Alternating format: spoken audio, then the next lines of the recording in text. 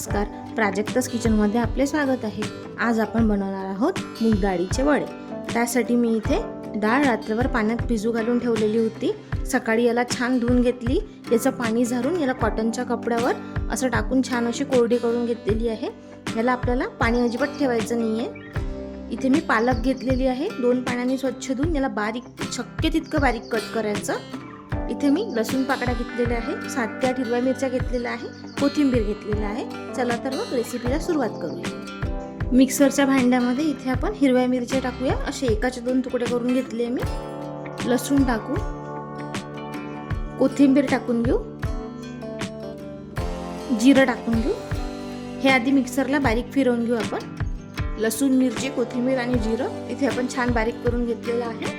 आता ही जी मूग डाळ आहे यातली आपण थोडीशी डाळ बाजूला काढून ठेवणार आहे, त्याचा वापर आपण नंतर करू। एवढी डाळ मी साईडला काढून ठेवलेली आहे। आता जी बाकीची डाळ आहे ती थोडी थोडी घालून आपल्याला मिक्सरला फिरवून घ्यायची आहे। लक्षात ठेवा, एकदम बारीक अशी पेस्ट आपल्याला करायची नाहीये, एकदम असं जाडसरच ठेवायचं। हे असं मिक्सरला फिरवून घेऊ।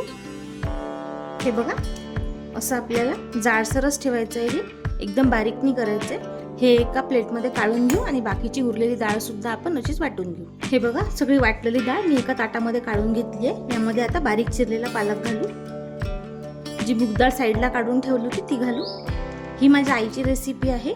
अशी जर आपण यामध्ये अख्खी मूग डाळ टाकली तर वडे खायला खूप क्रंची लागतात आणि त्याची टेस्टही खूप छान येते। तर त्यामुळे अशी अख्खी डाळ थोडीशी नक्की टाका। आता बाइंडिंगसाठी आपण इथे फक्त अर्धा चम्मच बेसन वापरणार आहे। बेसनाचा जास्त वापर करायचा नाही। अर्धा चम्मच हळद, यामुळे कलर छान येतो। 1 चम्मच धने पावडर। आपण लसूण मिरची वाटताना यामध्ये जिरं टाकलं होतं, पण यामध्ये अख्खं जिरं पण थोडंसं आपण घालून घेऊ, यामुळे वड्याला टेस्ट छान येते। हे मिक्स करून घेऊ।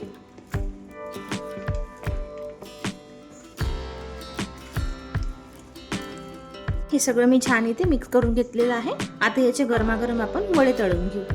कढईमध्ये तेल गरम करायला ठेवलेलं आहे, त्यातलं आपण 1 चम्मच तेल यामध्ये टाकून घेऊ। छान मिक्स करून घेऊ। टाकू, त्यातला असा छोटासा असा गोळा घ्यायचा, तो हातावर असा गोल करायचा, असं थापून घ्यायचं व्यवस्थित।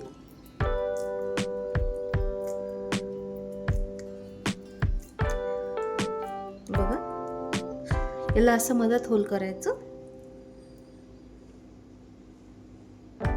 आपली कढईमध्ये तेल गरम आहे, हा वडा आपण टाकून घेऊ। बघा, हे बघा, मी यामध्ये असे वडे टाकून घेतलेले आहे। एका बॅचमध्ये जितके मावतील तितकेच टाकायचे, जास्त टाकायचे नाही। हे आता अशी अलटी पलटी करून छान आपण फ्राय करून घेऊ। आपले गरमागरम असे मूग डाळीचे वडे इथे रेडी आहे, आपण सर्व करून घेऊ। बघा, आपले गरमागरम असे मूग डाळीचे इथे वडे रेडी आहे। अशा प्रकारे तुम्ही एकदा करून बघा, खूप खायला टेस्टी लागतात। व्हिडिओ आवडला असेल तर व्हिडिओला लाईक करा, चॅनलला सबस्क्राईब करा। भेटूया पुन्हा नव्या व्हिडिओमध्ये। धन्यवाद।